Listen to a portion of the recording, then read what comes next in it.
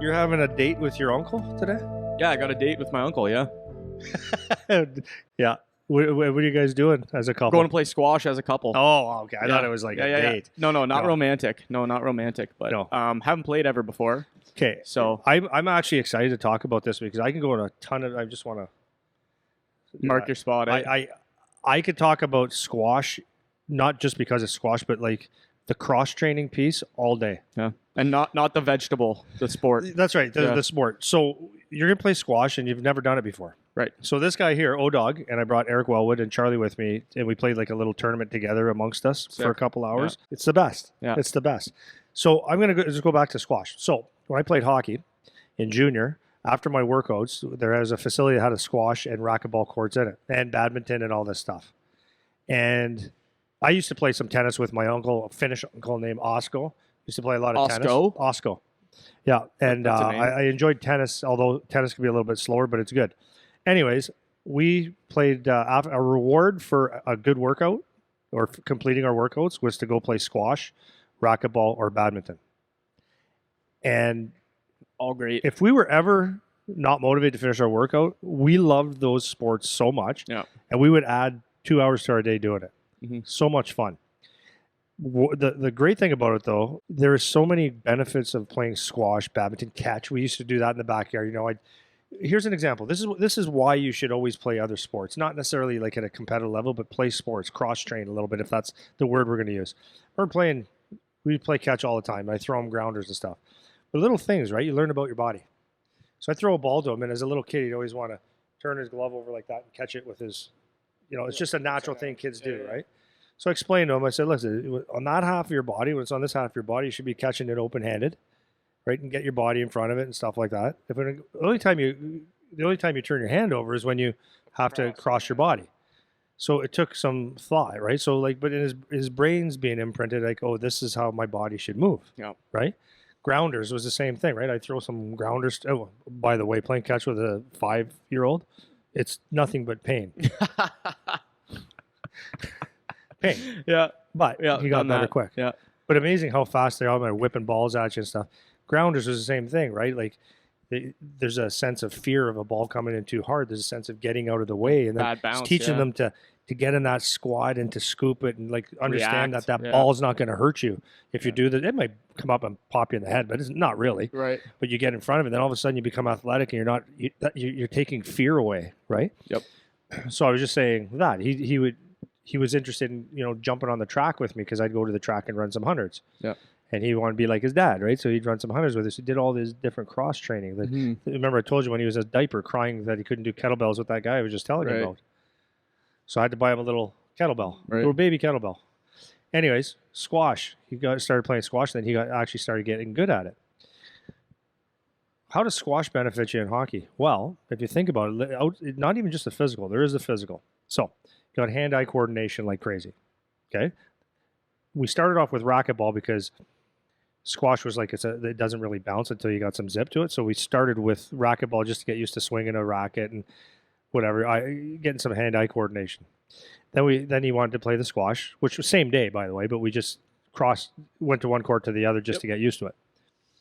So then as you're playing squash, all of a sudden you're judging depth perception. You're judging angle. So you transfer that into the pucks on the boards and stuff like that. Yep. You're judging, cracking the ball hard, using your wrists, or nice little soft touches. So now all of a sudden when you're going for a ball, it's a stop, it's a quick start, it's short bursts of speed. So all of a sudden you're taking these things, and again, not because it's training you for hockey, but you're doing athletic movements. Yep. And all of a sudden, when you go on the ice and you say, okay, we're going to do a quick start and we're going to do a stop with a load on one leg and open up your hips and go, you've done it 300 times playing squash. So now you got that kid that has done some athletic things. It's not a whole new movement that, some guys on the ice, you go like, dude, just bend your hips, bend your knees, get over it. They've done it. Yep. So it's like they didn't do it because they were really processing it. They did it because they just were playing a sport. The other side of it was when you play a game like squash, it's because it's so different. And we didn't play by exact rules until he got a little bit older. But all of a sudden he's trying to beat me. Now, once he started getting better, he wants to start beating me. So now the strategy of playing Guelph, why did I say Guelph? Golf, squash. Oh, squash. The strategy of playing squash is different. His mind is saying, okay, dad is he keeps, oh, maybe dad's old and fat. Maybe if I get him running a little bit and I just tap a ball in the corner, I got to make him run. Oh, that didn't work. Well, why didn't that work? And all these little things, you start piecing it together, and then you got a kid that's thinking a game, and there's strategy to strategy to it. Right. So now you're combining a good sweat, some good cross training. You're learning a sport. You're doing all these different athletic movements, not hockey movements, athletic movements, and you're using your brain. Yep. And you're competing. Right. And after it, you give each other a big hug and you go grab a bite to eat and you love each other. Yep. And it's the best way it was the best way it's the best gift I could have given my kid is giving him a sport and learn a sport and all that stuff. But anyways, I can't even emphasize how beneficial that is to you. Yeah. To the player. So You're going to see it. I got a couple things. Oh, I haven't played, so I'm looking forward to reviewing it next week.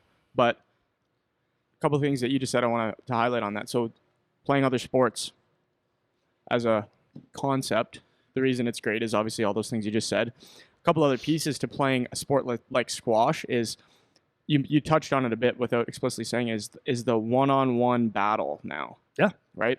Whereas in team sports, you don't necessarily get, like, you go and practice and you can do battle drills and stuff like that, but you don't normally get that till you're older. Whereas if you play a one-on-one sport, now you're forced to be, it's me versus you. There's no hiding. Like you can't hide behind somebody else. Wasn't a bad pass by somebody else. That's right. You messed up, you screwed up, or you did something well. Very true. And now you can start to figure it out. That's one point. The soft touches, like you're talking about, learning to play strategy. It's like you're learning how to play chess in a sport, right? So drop shots versus a hard shot, throwing it to the far corner versus keeping it close, reading what the other person is doing in order to gauge what kind of shot you should take. Yeah. All that stuff applies to hockey. It all applies, and it all applies to other sports. This is why I'm not a big fan, and I know you're not either, of the sport-specific training. The only sport-specific training is if you're playing the sport. Yeah. So it's like hockey on the ice is sport-specific training. Yeah. If you're off the ice doing something else, you're just training like an athlete.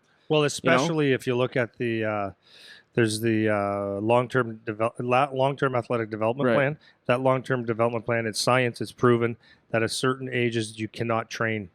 For example, at 7, you can't train speed. Yeah. At what you can train is aiming and balance and throwing and. Yeah. Well, that's not very good. No, well, it's the base. It's the foundation of sports. Right. So, but if you look at that long-term athletic development plan, you'll notice that there's certain times in certain places, and the crossover sports is huge. We've done a lot of sports, but another 2 things, and again, I didn't do this for him for hockey. I did this for him because he had an interest. He did some jiu-jitsu. Yeah. He did jiu-jitsu, and to this day, he understands jiu-jitsu. He did it for months, like maybe 6 months. Not every day, maybe once a week. And he learned grabs. Oh, what does this represent? Grabbing. Yeah. If you get in a hockey fight, there's that, right? You're learning leverages with the body. You're learning how other bodies move. You're learning resistance. Like if someone pushes on you, if you push back, you're just doing this. But if you learn how to roll with things, all of a sudden you can learn advantages. And it wasn't like we were looking to get a black belt in jiu-jitsu, but we did it for more learning. So again, your brain turns on and you have to think, because those types of sports, you have to actually think. It's not a matter of being stronger than someone or better. Yeah. So you have to activate this. You're thinking all the time. And if you're competitive, then you're thinking all the time. And the other thing we did is a lot of boxing. Yeah. And we did box, and he played lacrosse too, which is so beneficial to hockey. But the boxing was, this is why we did boxing. First of all, I never wanted my son to be able not to be in a situation where he couldn't take care of himself if he had to.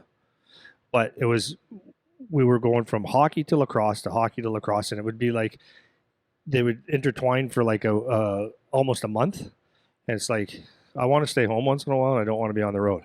So we sat him down and said, listen, we love you playing lacrosse, but we're going to stay home this summer. So this was like when he was in Bantam, I think. So I said, you can either pick a sport or you can play house league lacrosse or whatever. He goes, no, I'll play a sport. So he picked boxing. So he boxed for a while. You know how beneficial that was? I did the same thing. Yeah. Huge, man. Yeah. You're understanding, like, when you get distance, all Yeah. footwork. It's timing. the one-on-one, man. It's the you learn the consequences. There's consequences that you can only learn if you're in a one-on-one environment, because you get to see when you succeeded and when you screwed up. You get to see it right away. Nothing teaches that better than a combat sport like boxing. If you mess up, you're eating one. Eating one right on the button, and it hurts. Yeah. You know? So it's like that's the best way to learn. And the other thing is, you could also learn, oh, I thought I worked hard. Right. Like some of these sports, you work hard. Oh, man. dude, man. And it's a different type of do workout. a boxing workout. Exactly. Man. Like, holy Christ. I remember one summer I worked out at a old downtown Windsor Drouillard Road boxing club. And this is like...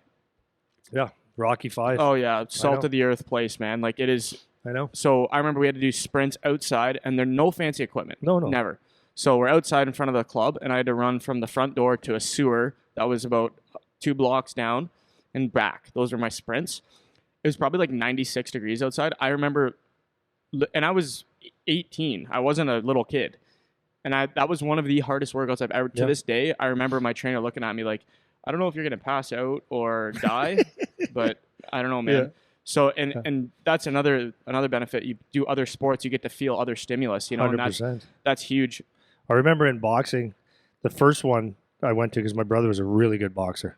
So we went, same thing. We were in a tin can shed. This is the boxing club with a big ring and all dirty, gross shit equipment. Hotter than I can't say my saying because there's a lot of swear words in it, but hot. And first thing was, okay, we'll start off with a run. And we ran and we ran and we ran and we ran and we ran. Hot. Came back. He goes, all right, grab a rope and skip for whatever. He goes skip, and then I'll get you starting with your footwork after. So I'm skipping, and it's like, if you've never really skipped, I always did some skipping, but if you haven't put time into skipping and you're at the 5-minute mark. Oh my God, dude. 10 straight minutes of skipping is devastating if you're not used to that. And he just kept going and going. I'm like, what the hell? So then after that, it was just footwork and handwork, making sure your feet and hand work. And I'm like, well, this isn't fun, but oh boy, did I learn a lot. But as you go, it's like, wow. Yeah. You know? So the last piece with that is, like, for me, is that, am I thankful? Oh my God. And I didn't do this on purpose. I did this like partially so that he could take care of himself if he had to, but he combined all the different cross sports, and, you know, he got in a couple tilts in the OHL so far, and he has a clue.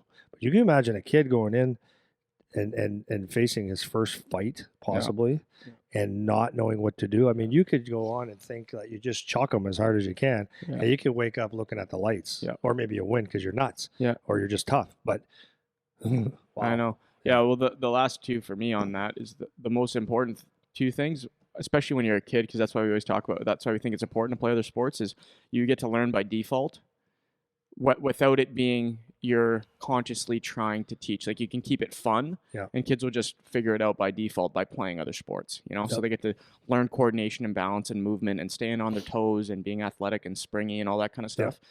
And an example of that, it's still hockey, but using the treadmill we have here. A lot of times that's what I say to parents, because they ask them questions about using it, and it can be a really good tool if used appropriately.